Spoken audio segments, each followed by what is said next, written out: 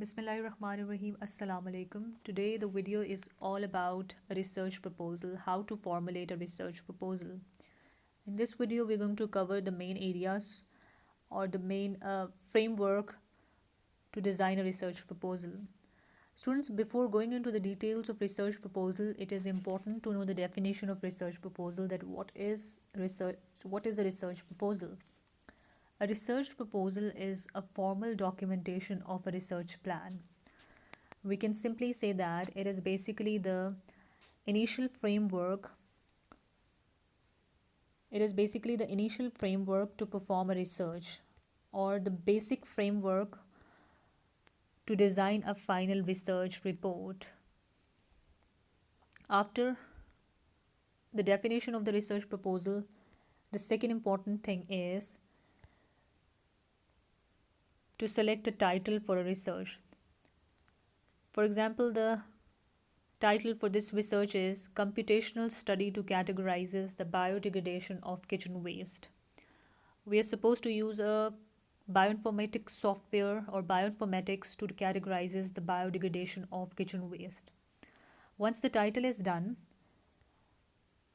the next important thing is to mention the submitter name.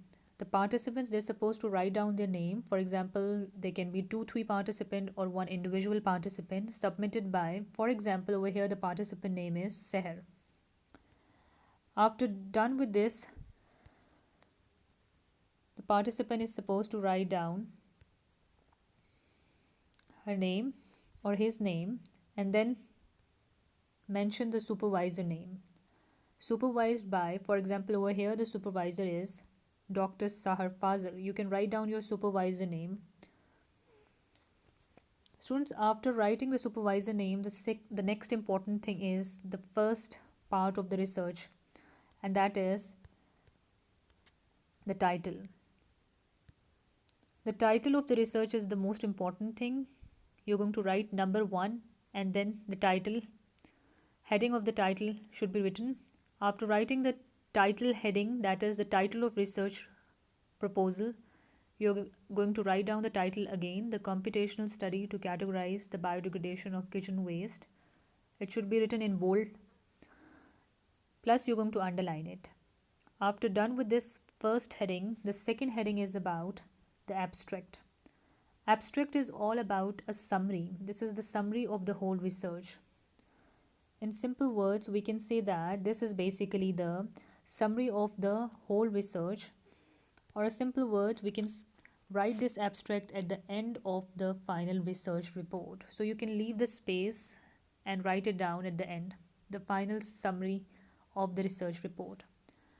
The third and the most important heading is the historical background. This historical background, it comprises of the historical work, the past work which is done, particularly in this area of research of biodegradation of kitchen waste, whatever work or literature review of article, all of those will be the part of this historical background.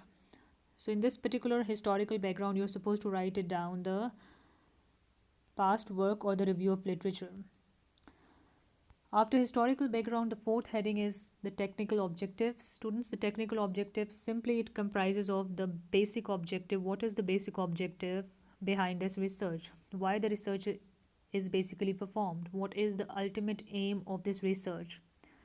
There are different points. The first is to check the microbes that are present in the household waste. Second is to identify the environmental impact from generation of waste.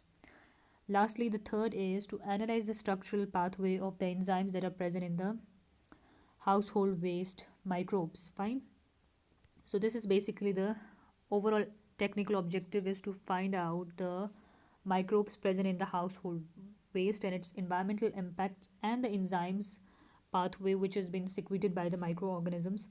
We're going to study all these details. After the technical objective, the fifth heading is statement of work. Statement of work, it simply comprises of the work, it comprises of the methodologies, it comprises of the purpose of the work, plus a little bit introduction as well. So let's start the introduction, that is the little brief introduction you're supposed to give about the estimated age of the earth and how humans basically came here and human population ultimately have affected the environment by the waste it basically generate. Increasing population, it ultimately give rise to massive quantity of waste that can be municipal waste, agricultural waste, and all these waste they added up to the emission of greenhouse gases. So a little introduction, a brief introduction or evolutionary introduction is basically there. After writing this introduction, students, the other heading is the purpose of the project.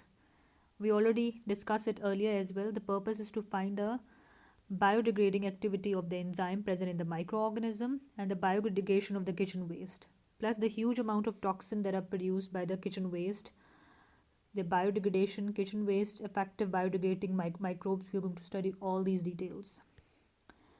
Okay, after this, the methodology, the most important thing, the first one is a sequence retrieval methodology. This methodology is basically the methodology in which we are going to study.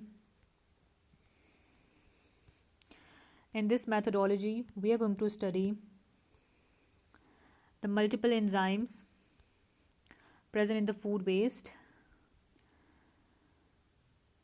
like cellulase, proteinase, pectinase, all these enzymes, their sequence retrieval methodology is basically studied. Fine. Cellulase enzyme is the most present in the kitchen.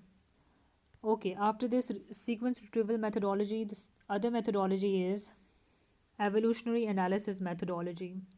This methodology basically it comprises of the taxonomic variation in enzymes. It comprises of the phylogenetic construction. So the phylogenetic relationship between the enzymes of different taxonomic group is studied here. So we can simply say that it comprises of the evolutionary analysis of different enzymes. After this, we have the next one, and that is the 3D structural methodology. In this, we are going to study about the 3D structure of the enzyme. Last but not the least, the final methodology is the toxicity prediction methodology. In this methodology, what we are going to study is going to be about toxicity prediction methodology. We are going to study about the biodegrading strain effect. Toxicity affect the survival of the biodegrading strains, plus the toxicity level of compound using in silico, that is the computational approaches, the database or the softwares are going to use to see the toxicity, how the toxicity affect the biodegradative strains. After this, we are basically having 4 methodologies. Let me repeat it again one by one. Starting from the first methodology, that is sequence retrieval methodology. Second methodology is evolutionary analysis methodology. Third is 3D structural analysis methodology. And then finally we have the toxicity prediction methodology. So these are basically the methodologies which we basically studied in the statement of work. After this, we are going to study about the references, the most important thing. References, it comprises of all the references. It comprises of all the references. You can see starting from here. All the references are basically specifically studied here. And these references are extremely important. Through these references, massive amount of information has been extracted, and this is what a research proposal is all about. So I hope the video is quite informative. Thank you so much.